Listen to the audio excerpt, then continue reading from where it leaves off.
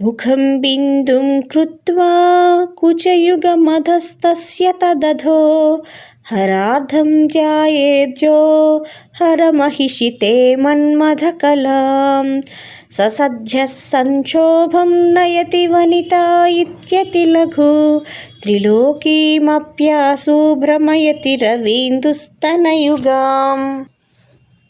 హరుని పట్టపురాణి, ఏ ఉపాసకుడు ఒక బిందువును ముఖముగా, దానికి దిగువ 2 బిందువులను కుచయుగముగా, దాని క్రిందుగా శక్తి సంకేతరాక్షమగు హరార్థము అంటే శివునిలో సగభాగము శక్తిగా భావించి నీ కామరాజ బీజమును ధ్యానించునో అతడు వెంటనే వనితలను అనురాగముతో కలత చెందించుచున్నాడనుట చాలా అల్పమైనది.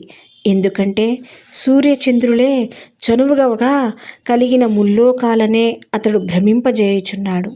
సర్వలోకాలనే అధీనం చేసుకునే శక్తిని పొందిన వానికి అల్ప విషయాలు లెక్కలోకి రావు. విషయ సుఖాలను జయించడమే లోకవశ్యం అని గ్రహించాలి.